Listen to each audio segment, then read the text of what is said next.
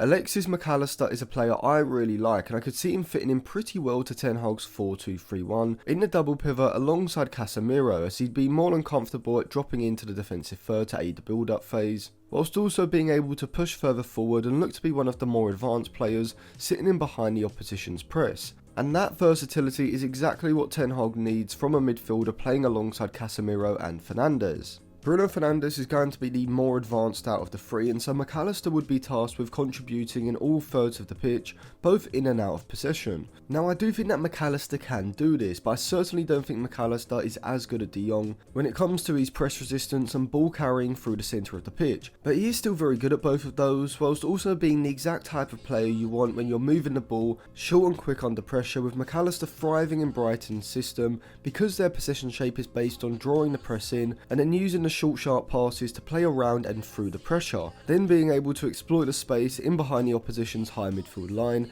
essentially creating a quick transitional attack, but not through sitting deep out of possession and countering quickly when there's a turnover, but through playing out of the back, forcing the opposition to commit as many players forward to the press as possible, with Brighton using a 2-4 build-up shape, and then having players like McAllister who have this short passing ability and press resistance in these positions to play through the press. And so by inserting McAllister into the United midfield, without doubt you're improving United's ability to play out of pressure, and whilst I would say that McAllister is better in the first possession phase, which is during the build-up, I think you'd have to say that Eriksen is the better of the two in the second possession phase when United have established possession in the middle third. And this is because whilst McAllister is a good progressive passer, as seen as when compared against every other midfielder in Europe's top 5 leagues over the past 365 days, he is sitting in the 55th to 65th percentile range for his passes into the final third, passes into the penalty area, and his total progressive passes. But Eriksen is a level above statistically, ranking in the low 90s for all of those metrics, and being a significantly higher volume and accuracy passer as well.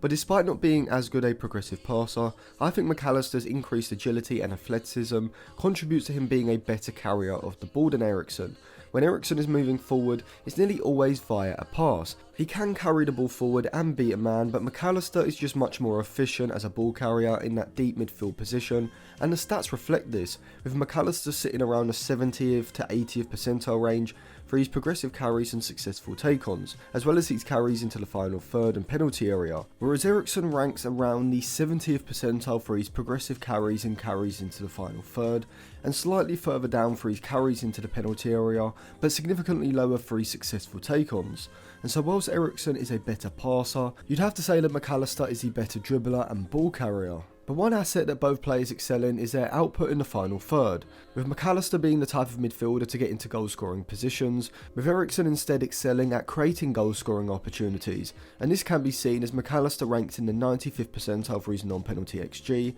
and Eriksen also ranks in the 95th percentile for his XG assisted. Eriksen also ranks close to the 90th percentile for his non-penalty XG, with McAllister's XG assisted lower down around the 70th percentile. But whilst both players do underperform their non-penalty XG, McAllister is ranking in the 64th percentile for his non-penalty goals, with Eriksen down in the 33rd, which I think is a fair reflection of the two's goal scoring ability, as I think McAllister is a much better shooter around the box, particularly when he arrives late to receive a cutback, which is his trademark finish. From a tactical point of view, you'd probably want to give McAllister a bit more license to break further forward into the final third and look to attack the box to get into a goal scoring position, whereas Eriksen's going to be the player sitting behind the play in front of the opposition's midfield line, being more of a dictator of play than a goal scoring midfielder. And so whilst McAllister and Eriksen are very similar in many ways, McAllister would be playing a slightly more offensive and dynamic role alongside Casemiro, and you'd have to say that that is the same role that De Jong would play,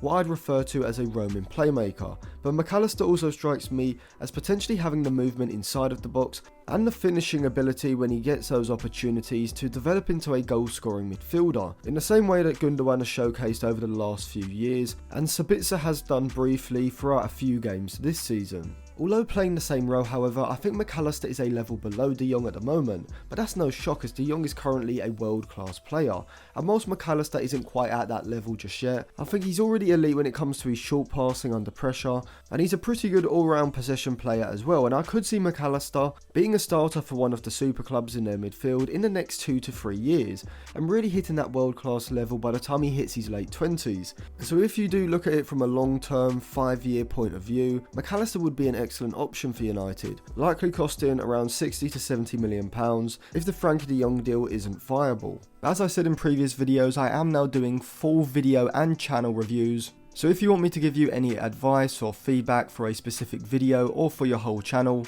you can send an email to atlantisfootball96@gmail.com. But if you just enjoyed the video, you can check the description for more. You can subscribe to the channel and click the bell so you do get notified when the video comes out, and put your thoughts in the comment section below. And you can also follow me on Twitter and Instagram, which will be in the description, for more content as well.